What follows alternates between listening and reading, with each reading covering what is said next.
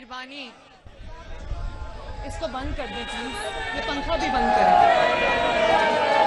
बैठ जाओ।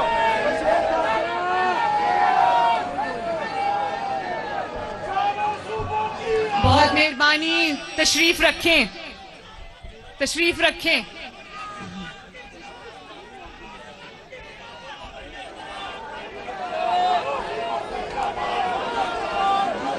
तशरीफ रखें। बिस्मिल्लाहिर्रहमानिर्रहीम।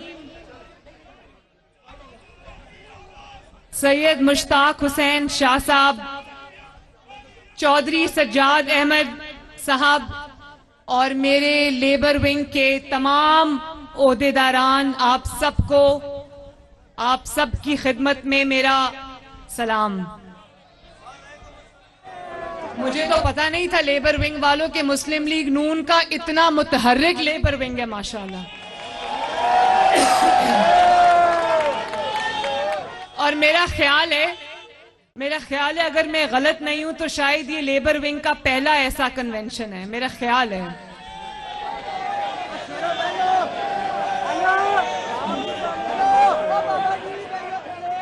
बहुत मुझे खुशी हुई है देख के कि हमारे मुल्क के जो मेहनत कश हैं, हमारे मुल्क की जो रीढ़ की हड्डी हैं, हमारे मुल्क के जो मजदूर हैं, उनका इतना बड़ा नुमाइंदा विंग और इतना मुतहर्रिक विंग पीएमएलएन में मौजूद है। आप सबको मेरी तरफ से शाबाश।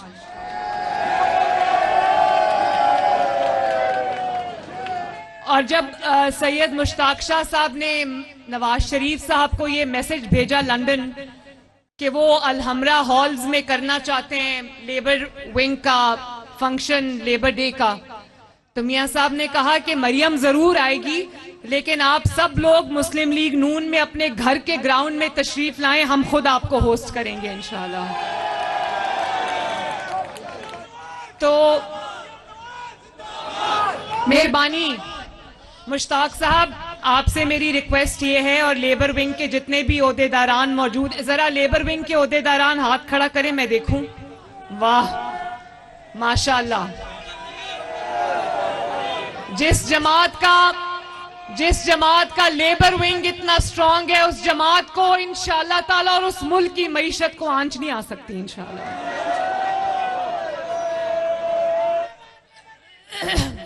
मुश्ताक साहब, आप इसको लेबर विंग को और ज्यादा स्ट्रेंथन करें। इसमें जो मुल्क के मेहनत कश हैं, इस मुल्क के जो रीढ़ की हड्डी की हैसियत रखते हैं मजदूर, आप उनको और ज्यादा मुस्लिम लीग नून के फोल्ड्स में लेकर आए और अपने इस विंग को और ज्यादा मुतहर्रिक करें और मुल्क के कोने कोने तक इसको आप पहुंचाएं।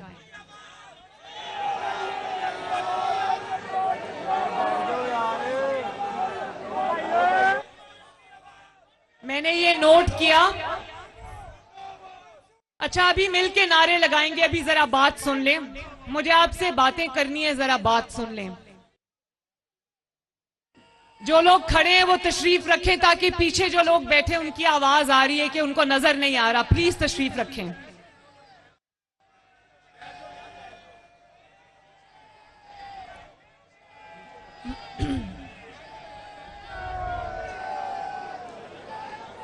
मुझे इस बात का इल्म है कि इतने मुश्किल और सख्त मुआशी हालात के बावजूद वजीर आजम शहबाज शरीफ साहब ने जो मिनिमम वेज है उसको 35,000 तक मुकर्रर किया है। और मुझे उम्मीद है और मैं ये आपका मैसेज उन तक पहुंचाऊंगी, क्योंकि ये मेरे भी दिल की आवाज है कि मिनिमम वेज जो है वो 40,000, कम से कम 40,000 होना चाहिए। ये बात मैं इंशाल्लाह इसहाक डार साहब तक भी पहुंचाऊंगी, वजीर आजम साहब तक भी पहुंचाऊंगी, और मैं कोशिश भी करूंगी। ये भी बहुत कम है, क्योंकि मेरा ख्याल है कि जितनी पाकिस्तान की तरक्की में, पाकिस्तान के चलने में मजदूर का हाथ है, इतना शायद मेहनत किसी और की नहीं है। अभी मैं सऊदी अरब उम्रे के लिए गई मियां साहब के साथ, तो वहां पर मैंने पाकिस्तानियों को मेहनत करते देखा, मैंने उनको सड़कें बनाते देखा, मैंने उनको कारखानों में काम करते देखा, मैंने उनको जो हरमैन शरीफैन है वहां पर देखा। इतनी जांफशानी से, इतनी मेहनत से, इतनी लगन से काम करते हैं। तो मुझे ये एहसास हुआ कि इस मुल्क में पाकिस्तान, जितना पोटेंशियल पाकिस्तान में है, जितना पोटेंशियल पाकिस्तान की मईशत में है, जो नेमतें अल्लाह ताला ने पाकिस्तान को दी हुई हैं, अगर पाकिस्तान नवाज शरीफ साहब के विजन पर चले और इस मुल्क की तरक्की में कोई रुकावट आड़े ना आए, तो इंशाअल्लाह ताला उन लोगों को बाहर जाके मजदूरी करने की जरूरत नहीं पड़ेगी।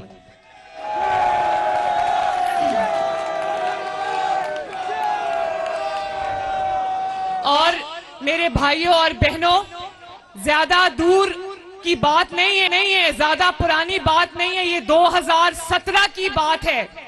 2017 की बात है कि रोटी 2 रुपए की थी, मजदूर भी पेट भर के खाना खाता था, मजदूर के बच्चे भी पेट भर के खाना खाते थे, पेट भर के खाना खाकर सोते थे, दूध पीते थे, स्कूल जाते थे, महंगाई कम थी, सब्जियां फल सारे जो है वो जो छोटा तबका है उनकी इस्तात से बाहर नहीं थे। मुल्क में तरक्की आ रही थी, मुल्क में चाइना पाकिस्तान इकोनॉमिक कॉरिडोर बन रहा था, मुल्क के अंदर जो है वो सड़कें बन रही थी, सड़कों के जाल बन रहे थे, मुल्क के अंदर मोटरवेज बन रही थी, कारखाने लग रहे थे, बिजली के कारखाने लग रहे थे, लोड शेडिंग खत्म हो रही थी, मुल्क के अंदर दहशतगर्दी खत्म हो रही थी और मईशत तेजी से तरक्की कर रही थी। बल्कि दुनिया की पहली कामयाब तरीन मईशत जो 20-25 कामयाब तरीन मईशत थे उनमें शुमार हो रहा था पाकिस्तान की मईशत का। ये ज्यादा पुरानी बात नहीं है, 2017 की बात है, जब आपका नुमाइंदा नवाज शरीफ वजीर आजम था। अल्लाह ताला के फजलो करम से जो भी काम वो कर रहा था उसका सिला मजदूर को पहुंच रहा था। लोग भूखे नहीं मर रहे थे, लोग पेट भर के खाना खाते थे। और आज आप ये देखें कि मैं कहती हूं कि सबसे ज्यादा तरक्की में हाथ मजदूर का है और मजदूर को रोटी नहीं मिलती आज। और आज मैंने सुना कि ये जो फितना है ये मजदूरों के लिए रैली निकाल रहा है, तो मैं इसको कहती हूं कि तुम रैली ना निकालो, तुम सिर्फ पाकिस्तान के खिलाफ साजिश करना बंद कर दो, मजदूर का भला हो जाएगा।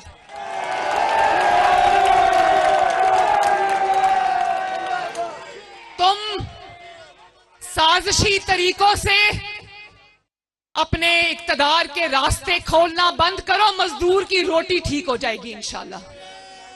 और ये मैं आपको बताऊं, ये मैं आपको बिल्कुल खुदा लगती बात कह रही हूं, इस मुल्क के अंदर इतना पोटेंशियल है, इस मुल्क के अवाम के अंदर इतना पोटेंशियल है, इस मुल्क की तरक्की में एक शख्स हाइल है, उसका नाम है इमरान खान। और मैं आपको ये बात सिर्फ इसलिए नहीं कह रही कि वो मेरा सियासी मुखालिफ है, सियासी तो वो नहीं है, वो दहशतगर्द है। जो हमारे मजहब के अंदर फितने की डेफिनेशन है ना, आप वो उठा के देख लो, वो इमरान खान पे फिट आती है। मुल्क की तरक्की में एक ही चीज रुकावट है, मैं जीत जाऊं मैं तब मुल्क की तबाही करूंगा, मैं हार जाऊं मैं तब मुल्क को चलने नहीं दूंगा। उस शख्स का नाम है इमरान खान। खुदा के वास्ते इस मुल्क पर रहम करो।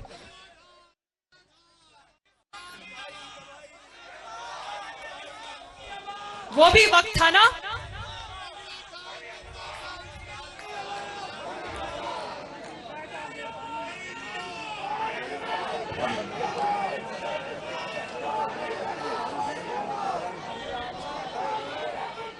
मेरे भाइयों और बहनों, वो भी वक्त था ना जब डॉलर 97, 98 और 100 रुपए का था, वो वक्त था ना।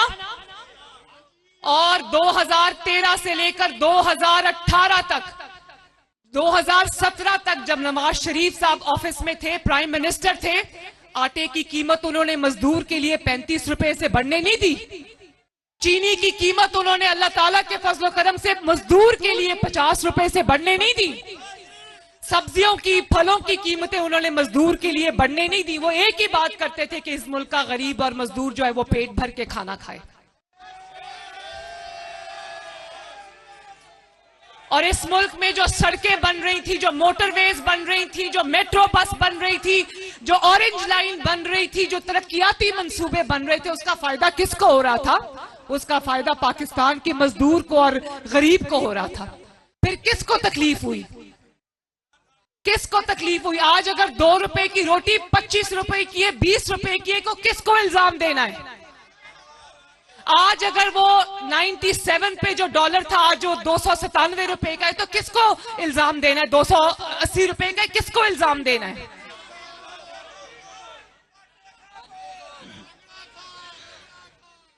सिर्फ वो खान जिम्मेदार नहीं है, पूरा गैंग है जो जिम्मेदार है, पूरा टोला है जिसने पाकिस्तान को नोच नोच के खाया है। और मैं अभी वो बात करूंगी, वो बात करनी पड़ेगी कि ये मुल्क आगे क्यों नहीं बढ़ रहा, ये मुल्क पीछे की तरफ क्यों जा रहा है। ये बात आज मुझे करनी पड़ेगी और ये बात मुझे आपसे करनी पड़ेगी, ताकि आपको ये पता चले कि आपके मुल्क की जड़ों को खोखला कौन कर रहा है, आपके मुल्क को गिद्धों की तरह नोच नोच के कौन खा रहा है और उसकी क्या वजह है। आपको याद होगा ये जो गैंग है जिसका सरबराह सरगना इमरान खान है और जिसमें तरह तरह के पाकिस्तान का करप्ट तरीन जो शख्स उठा के देख लो वो इस गैंग में शामिल है, चाहे वो साकिब निसार हो या वो जनरल फैज हो या वो जस्टिस। मुस्लिम लीग नून की chief organiser Maryam Nawaz labour convention से खिताब कर रही हैं। उनका कहना है कि नवाज शरीफ दौर में मजदूर के बच्चे भी पेट भरकर खाना खाते थे और नवाज शरीफ दौर में मजदूर के बच्चे दूध भी पीते थे और स्कूल भी जाते थे। 2017 में जब नवाज शरीफ का और आपका पाकिस्तान तेजी से तरक्की कर रहा था, इमरान खान का 2014 का धरना फेल हुआ, 2017 का उसका 16 का लॉकडाउन फेल हुआ, जब पे दर पे उसकी हर चाल नाकाम हुई, तो उस वक्त जो जस्टिस खोसा था, आसिफ सईद खोसा, उसने देखा कि इमरान खान की तो हर चाल नाकाम हो रही। उसने इमरान खान को कहा कि इधर उधर मारे मारे क्या फिरते हो, मेरे पास लेकर आओ, मैं नवाज शरीफ को तुम्हारे रास्ते से कांटे की तरह हटाता हूं। और फिर आपने देखा कि नवाज शरीफ साहब को एक इकामा पर निकाल दिया गया, तो यकीन मानो उसका नवाज शरीफ को नुकसान कम हुआ, पाकिस्तान को नुकसान ज्यादा हुआ। और वो दिन है और आज का दिन है, पाकिस्तान जो है वो ट्रैक से उतर गया है, पाकिस्तान ट्रैक पे चढ़ता हुआ नजर नहीं आ रहा। और अगर आपको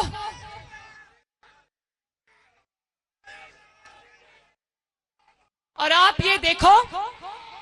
ये देखो कि उनको नजर आ रहा था कि मुल्क तरक्की कर रहा है, उनको नजर आ रहा था मुल्क तरक्की कर रहा है, लेकिन किसी को एक्सटेंशन चाहिए थी, किसी ने वजीर आजम बनना था, किसी ने कुछ करना था। तो ये इनका जो इस टोले का जो आपस में ये एक दूसरे के बेनिफिशरीज थे, इन्होंने मुल्क का इतना बड़ा नुकसान कर दिया कि मुल्क आज, मेरा मुल्क, आपका मुल्क आज संभलने में नहीं आ रहा। और आज आप देखो, आज उसका रिपीट हो रहा है, आज उसका रिपीट हो रहा है। आज भी आप देखो, जब इमरान खान की हुकूमत खत्म हुई, शुक्र है खत्म हुई, लॉन्ग मार्च इसका नाकाम हुआ, जेल भरो तहरीक इसकी नाकाम हुई, नए चीफ ऑफ आर्मी स्टाफ की तकर्री को रोकने की साजिश इसकी नाकाम हुई, हर हरबा इसका नाकाम हुआ, असेंबलियां तोड़ने का फैसला नाकाम हुआ। तो आज आप देखें, आपको बताते चलें कि लाहौर में चीफ ऑर्गेनाइज़र मुस्लिम लीग नून मरियम नवाज इस वक्त कन्वेंशन से खिताब कर रही हैं। उनकी जानिब से गुफ्तगू करते हुए कहा गया कि 2 रुपये की रोटी आज 25 रुपये में दस्तयाब है। गरीब के बच्चों के पेट पर लात मारने वाला शख्स इमरान खान है। इस मुल्क को तरक्की की राह में डालने के लिए भरपूर कोशिशें की जा रही हैं।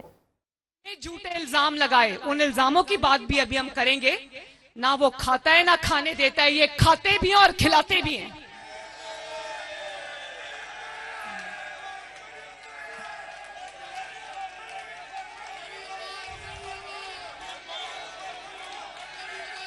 और आज आप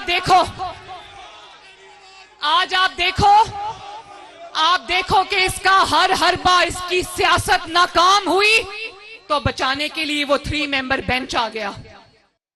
आज मुल्क को जितने भी आईनी और कानूनी जो हचकोले मुल्क खा रहा है, मसाइल जो पैदा हुए अभी रिसेंटली, उसका जिम्मेदार पाकिस्तान को और पाकिस्तान के इदारों को बदनाम करने की साजिश इस शख्स की जानिब से की गई है। बढ़ती महंगाई की वजह सिर्फ और सिर्फ चेयरमैन तहरीक इंसाफ इमरान खान है। हमने बहुत कोशिश की कि किसी तरह मुल्क को सही डगर पर लाएं, और अब हम जब इस मुल्क को 1 साल के बाद दुरुस्त रास्ते पर चलाने के लिए अपनी अंत कोशिश कर चुके हैं और अपने तमाम तर सियासी करियर को, सियासी किरदार को निभा चुके हैं, उसके बाद ये शख्स अदालतों की जानिब जाता है और एक इस मुल्क में तनाज़ा खड़ा कर देता है। आपको बताते चलें कि चीफ ऑर्गेनाइज़र मुस्लिम लीग नून मरियम नवाज़ कन्वेंशन से खिताब कर रही हैं।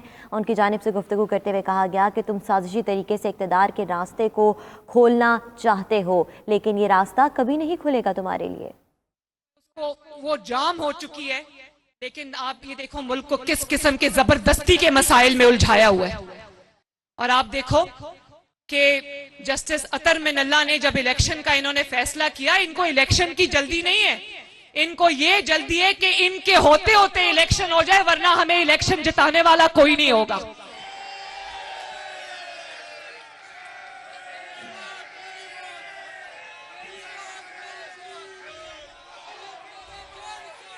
और आप देखो ये साजिश को देखो, इस साजिश को समझने की जरूरत है।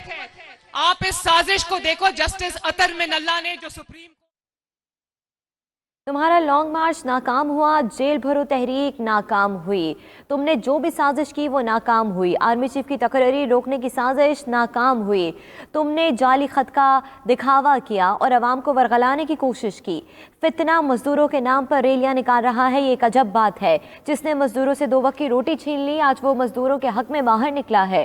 फितने को कहती हूँ कि रैली ना निकालो, तुम पाकिस्तान के खिलाफ साजिश को छोड़ दो, तुम साजिशी तरीके से इक़्तिदार के रास्ते खोलना बंद करो। इमरान खान जो है ये बाजवा से मिला, जो तब चीफ ऑफ आर्मी स्टाफ था, और सदर की मौजूदगी में कहता है कि मुझे जनरल बाजवा ने कहा था तुम असेंबलियां तोड़ दो। इस तरह ये असेंबली टूटी, और आज ये सवाल करना बनता है ना पाकिस्तान की अवाम का कि किस मंसूबे के तहत आपको कहा गया कि वो असेंबली तोड़ो, और वहां तोड़ने तक बात खत्म नहीं होती। बात ये थी कि असेंबली टूटेगी और सुप्रीम कोर्ट में सहूलतकार बैठे हैं जो आपको इलेक्शन आपके आगे रख देंगे।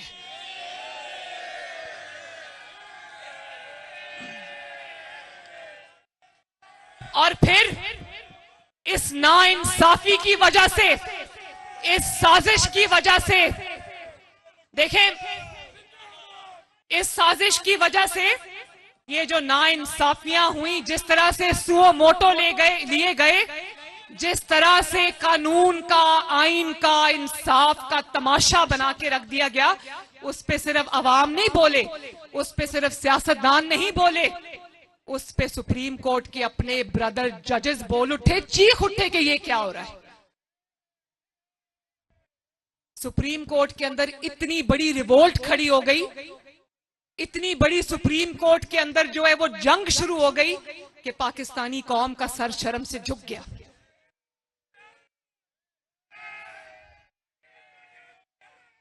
और आप देखें, आज सिर्फ मैं बात नहीं कर रही, सियासतदान बात नहीं कर रहे, पार्लियामेंट बात नहीं कर रही, पहले बात जो है वो ब्रदर जजेस ने की। सुप्रीम कोर्ट के सीनियर तरीन जजेस ने इस नाइंसाफी के खिलाफ, इस साजिश के खिलाफ आवाज उठाई। उसके बाद बार काउंसिल्स ने इसके खिलाफ आवाज उठाई। पहले तो अवाम के सामने ये आना चाहिए ना कि जनरल बाजवा साहब, जिसको आप मीर जाफर कहते थे, जानवर कहते थे, जिसको आप गद्दार कहते थे, उसके कहने पर आपने असेंबली क्यों तोड़ी? और क्या असेंबली तोड़ने तक प्लान था? नहीं, प्लान आगे तक था कि तुम असेंबली तोड़ो, ये 3 मेंबर बेंच तुम्हें इलेक्शन देगा। आज जब नया इलेक्शन होने जा रहा है, नया जनरल इलेक्शन अक्टूबर में होने जा रहा है, तो अब आरटीएस नहीं बिठा सकते, तो इमरान खान के सहूलतकारों ने उसको लाने का ये मंसूबा बनाया है। इंशाअल्लाह ताला ये मंसूबा अब तुम्हारा, वो कहते हैं ना, पेपर आउट हो गया, ये मंसूबा तुम्हारा कामयाब नहीं होने देंगे इंशाअल्लाह ताला।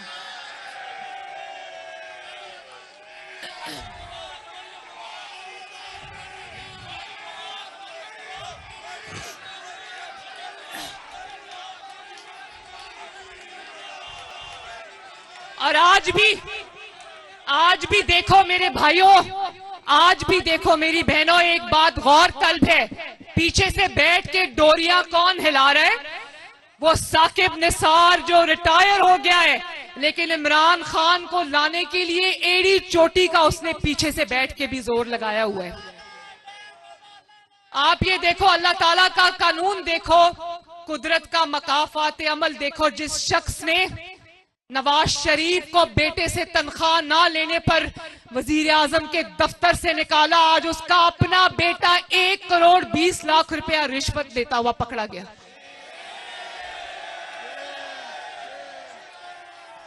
साकिब निसार का बेटा, उसकी ऑडियो हमने सुनी। उसका बेटा कह रहा है कि किसी को जो टिकट के लिए अप्लाई किया है, पीटीआई के टिकट के लिए, उसको कह रहा है कि तुमने अगर 1 करोड़ 20 लाख से कम लिए तो मैं तुम्हारी टांगे तोड़ दूंगा।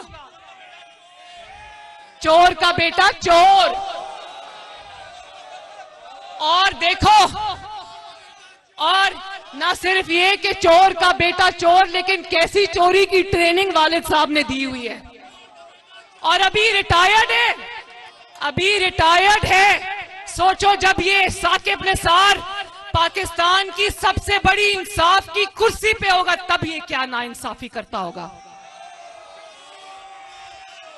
तो आज पाकिस्तान की आवाम ये पूछती है, साकिब निसार साहब बताओ, अगर एक टिकट के तुम 1 करोड़ 20 लाख ले सकते हो, तो पनामा केस में नवाज शरीफ के खिलाफ फैसला करने के तुमने क्या लिया, मुझे बताओ आज।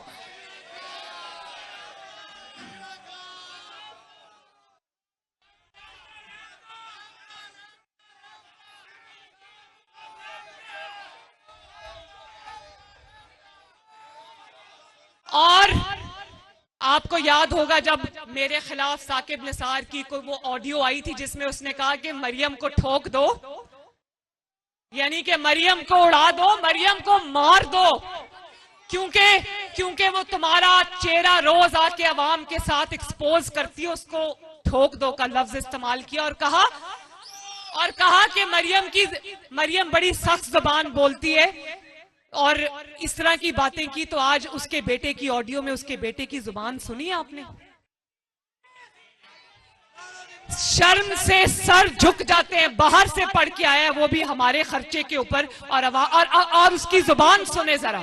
गाली दिए बगैर उसकी कोई बात कंप्लीट नहीं होती।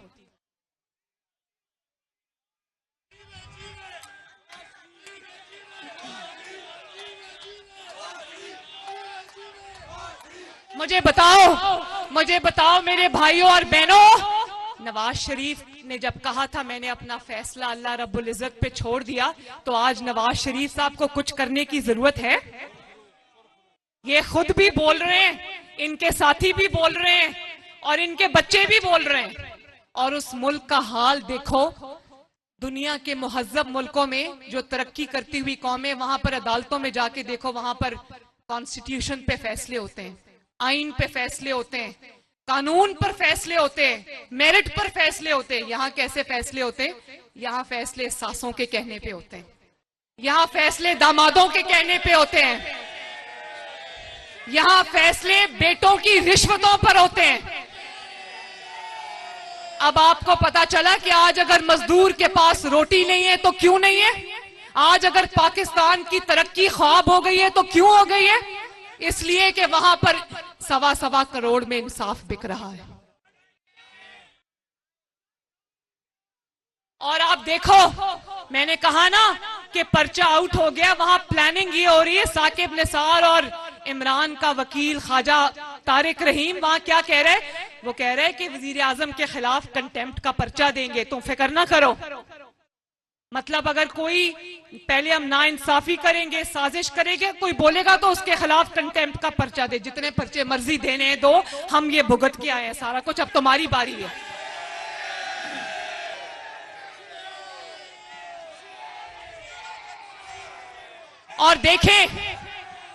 और आप देखें कि चीफ जस्टिस उमर अता बंदयाल आपको बताते चलें कि मुस्लिम लीग नून की इस वक्त चीफ ऑर्गेनाइज़र मरियम नवाज़ कसूर में वर्कर्स कन्वेंशन से खिताब कर रही हैं। उनकी जानिब से गुफ्तगू करते हुए कहा गया कि आज इस मुल्क की जो भी हालत है उसके पीछे ज़िम्मेदार चेयरमैन तहरीक इंसाफ इमरान खान हैं। उनकी जानिब से गुफ्तगू करते हुए ये भी कहा गया कि एक शख्स फितना और फसाद है और तमाम तर फसादात की जड़ है। इसने मैशत का बेड़ा गर्क कर दिया। हमने सालों लगाए इस मुल्क को अपने पैरों पर खड़ा करने में और इसने सिर्फ 3 साल के अंदर इस मुल्क को अपाहिज कर दिया है। आज गरीब मजदूर का दिन मनाया जा रहा है। वो गरीब मजदूर जिसके लिए रैली निकालने जा रहे हैं, इन्हें मालूम है कि इसी गरीब मजदूर के पेट पर लात मारी गई है। 3 सालों में इतने पैसे कमाए गए और करप्शन की गई कि यहाँ पर रोटी खाना मुश्किल हो गया। किसी को हक नहीं, लेकिन ये जाती गुफ्तगू नहीं जिसमें मुल्क की तकदीर के फैसले हो रहे हो, वो जाती गुफ्तगू नहीं हुआ करती। जो चीफ जस्टिस की सास साहिबा हैं और उसके साथ जो ख्वाजा तारिक रहीम साहब की वाइफ हैं, वो गाजर का हलवा बनाने की तरकीब नहीं डिस्कस कर रही थी जाती गुफ्तगू के अंदर।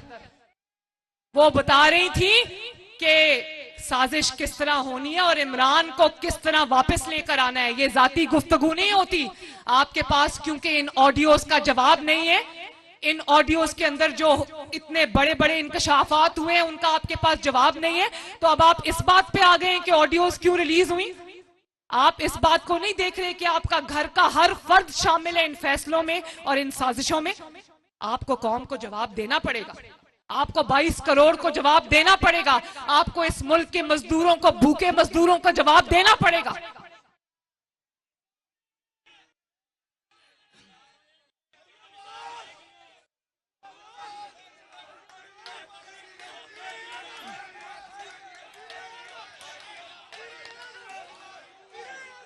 और आप देखो ये जो टोला है, ये जो गैंग है, ये किसको लाना चाहता है। जो आरटीएस बिठाकर जब हुकूमत में आया तो उसने मुल्क की मईशत का बेड़ा गर्क कर दिया, पाकिस्तान के ताल्लुकात पूरी दुनिया से तबाह कर दिए। आज जहां भी शहबाज शरीफ साहब जाते हैं, लोग कहते हैं पहले हमें ये गारंटी दो कि इमरान खान तो वापस नहीं आएगा। एक मुल्क को दूसरे मुल्क से लड़ा दिया, ये था उस आदमी का विजन। आज उसकी लाई हुई महंगाई और तबाही को हम ठीक करने की दिन रात कोशिश कर रहे हैं। वक्त लगेगा इंशाअल्लाह ताला, लेकिन पाकिस्तान इस बहरान से बाहर आएगा। और मैं पाकिस्तान इस बहरान से जल्द बाहर आएगा। हम दिन रात कोशिश कर रहे हैं। मुस्लिम लीग नून की तमाम तर क़यादत इस वक्त दिन रात काम कर रहे हैं और वो कोशिश कर रहे हैं कि किसी तरह मईशत को दुरुस्त डगर पर डाला जाए। इस मुल्क में गरीब माशरे को और गरीब मजदूरों के इस्तेसाल को रोका जाए, माशी इस्तेसाल को रोका जाए। आपको बताते चलें कि मुस्लिम लीग नून की चीफ ऑर्गेनाइज़र मरियम नवाज़ इस वक्त कन्वेंशन से खिताब कर रही हैं। गुफ्तगू करते हुए चेयरमैन तहरीक इंसाफ इमरान खान पर तनकीदी निश्तर भी बरसाए गए और कहा गया कि एक शख्स फितना और फसाद है जो इस मुल्क की तरक्की में वाहिद रुकावट है। हम नहीं चाहते हैं कि महंगाई का बोझ गरीब आवाम पर डाला जाए, लेकिन इसने पिछले 3 सालों में जो कुछ किया, आज उसका गुनाह जो है वो गरीब आवाम को भुगतना पड़ रहा है। ये शख्स मजदूरों के लिए आज रैली निकाल रहा है और ये मजदूर जानते हैं कि इमरान खान ही वो शख्स है जिसने मजदूरों के पेट पर लात मारी है और 2 वक्त की रोटी का हसूल भी मजदूर तबके के लिए मुश्किल बना दिया है। बतौर सियासी वर्कर मुझे शर्म आती है जब मैं देखती हूँ कि कोई ऐसा शख्स अपने आप को सियासी लीडर कहता है, वो अब काले डब्बे में अपना मुंह डाल के तो आ जाता है। ये जो मनाजिर है ना, ये काली बाल्टी, काला डब्बा, उसमें 2 आंखें बनी हुई हैं, ये दुनिया में कभी किसी ने नहीं देखे। लीडर सीना तान के पेश होते हैं।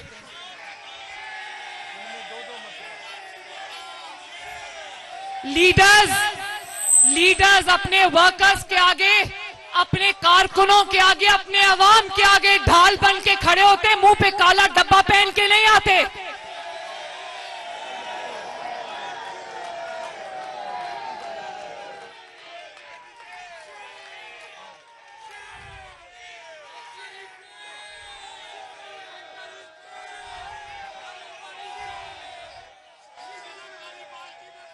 किस शख्स को तुम हमारे सरों पर दोबारा मुसल्लत करना चाहते हो? उस शख्स को जो जब नशा करता है तो उसको समझ नहीं आती कि वो बोल क्या रहा है।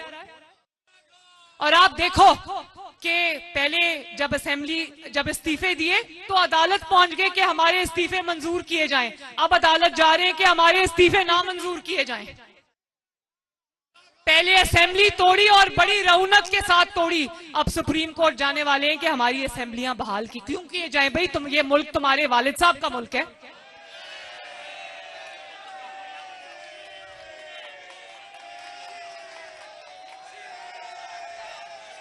इस मुल्क के मालिक तुम नहीं हो। इस मुल्क का मालिक तुम्हारा मंशियात ज़्यादा दिमाग नहीं है। इस मुल्क के जो मालिक तुम्हारे सहूलतकार नहीं है। इस मुल्क के जो मालिक हैं वो 22 करोड़ अवाम है। और आप ये देखो,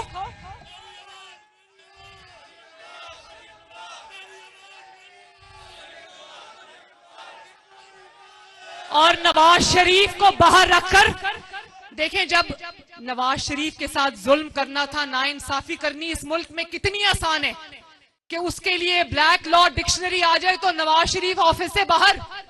कितनी बेटे से तनख्वाह, झूठी तनख्वाह, ख्याली तनख्वाह नहीं ली, वजीर आजम दफ्तर से बाहर। और जब उसी ज्यादती को, नाइंसाफी को गवाहियों के बावजूद, जो नाइंसाफी करने वाले जज थे अरशद मलिक मरहूम, उन्होंने खुद गवाही दे दी। लेकिन इस मुल्क में नाइंसाफी करना आसान है, उसी नाइंसाफी को इंसाफ में बदलना बहुत मुश्किल है। उसके लिए आइन और कानून याद आ जाता है।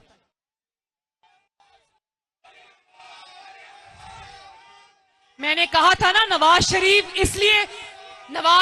के 75 साल दौर में, एक मिनट, पाकिस्तान के 75 साल की उम्र में नवाज शरीफ के 9 साल निकाल दो, क्या बचता है पीछे? खंडरात बचते हैं पीछे।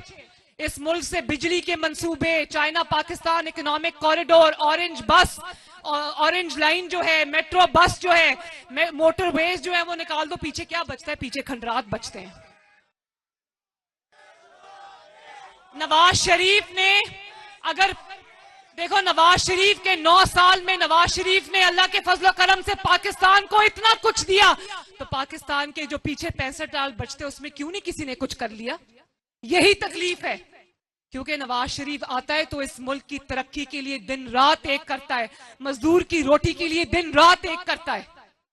और वो क्या करता है? जब वो आरटीएस बिठा के आता है तो वो घड़ियां बेचने का कारोबार शुरू कर देता है। वो घड़ियां बेचने का कारोबार शुरू कर देता है और उसके बाद उसकी बीवी जो है पिंकी पीरनी, वो एक अलग दुकान खोल लेती है। एक फाइल के 5-5 कैरेट के हीरो की अंगूठियां वो रिश्वत में लेती है। और एक फाइल पे दस्तखत के लिए वो कह रही थी फोन पे कि तुमने 3 कैरेट की अंगूठी दी, तो तुम्हें 3 कैरेट की अंगूठी पिंकी पीरनी को कैसे दे सकती हो? कम से कम 5 कैरेट की तो दो।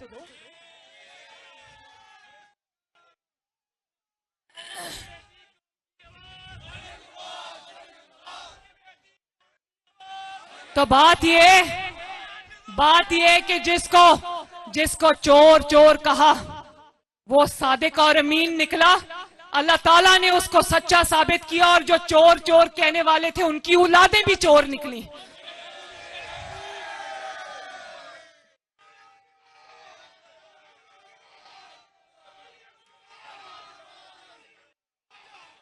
अब आपको पता चला है, मैं आवाम से पूछती हूं कि अब आपको पता चला है कि असल सिसिलियन माफिया कौन है, असल गॉडफादर कौन है इस मुल्क के?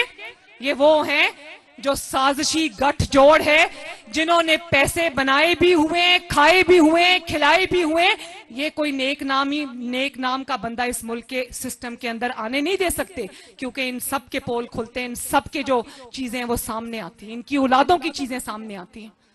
और इंशाअल्लाह ताला जो एक्सपोज हो चुके हैं वो तो कौम के सामने आ गया, जो एक्सपोज अभी नहीं हुए ये खुद ही एक दूसरे को एक्सपोज करेंगे। नवाज शरीफ साहब आराम से बैठकर मकाफात अमल देख रहे हैं।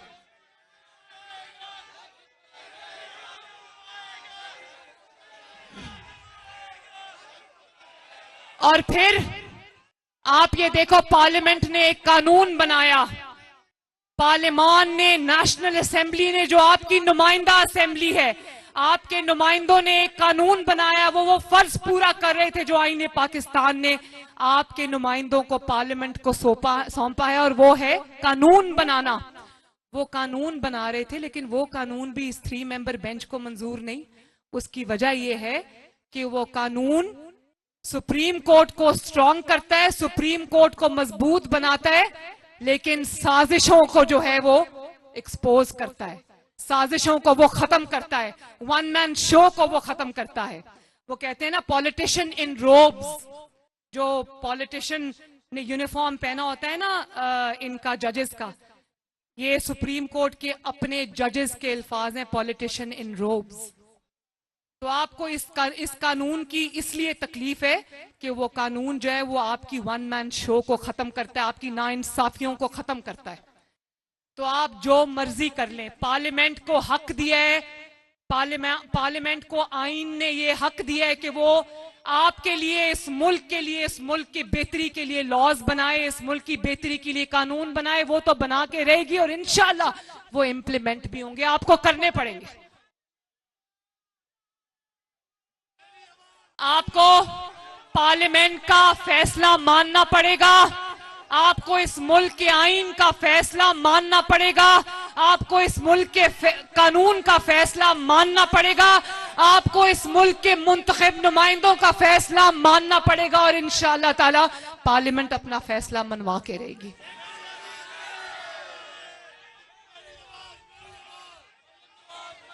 क्योंकि इस मुल्क का जो आईन है वो भी सुप्रीम है, और इस मुल्क का जो आईन ने ताकत दी है पार्लियामेंट, वो भी सुप्रीम है, और उसकी बात आपको माननी पड़ेगी। कौम नजर रख के बैठी है, कौम नजर रख के बैठी है कि ये क्या फैसले करते हैं, लेकिन मैंने नहीं देखा कि फैसलों से पहले इस कदर किसी की नामोशी हो। फितने को कहती हूँ रैली ना निकालो, तुम पाकिस्तान के खिलाफ साजिश करना बंद करो। कौम तमाम तर फैसलों के ऊपर नजर रखे बैठी है, देखना यह है कि अदालत की जानिब से क्या फैसला आता है। अदालत आला अदलिया हमारे लिए मोहतरम है, लेकिन हम चाहते हैं कि ऐसे फैसले आए जो साफ और शफाफ हों। आपको बताते चलें कि चीफ ऑर्गेनाइज़र मरियम नवाज़ की जानिब से कन्वेंशन से खिताब किया जा रहा है। उनकी जानिब से गुफ्तगू करते हुए ये भी कहा गया कि मुल्क तरक्की में एक शख्स हाइल है, उसका नाम है इमरान खान। मरियम नवाज़ की जानिब से ये भी कहा गया कि इमरान खान को दहशत गर्द करार दे दिया जाना चाहिए। 2 रुपये की रोटी आज 25 रुपये की है, तो इसका जिम्मेदार कौन है? और सिर्फ इसका जिम्मेदार इमरान खान ही है। मजदूर की रोटी का, गरीब की सस्ती रोटी का सफर जो 2017 में टूटा था, इंशाअल्लाह ताला 2023 के इलेक्शन के बाद नवाज शरीफ की क़यादत में दोबारा शुरू होगा।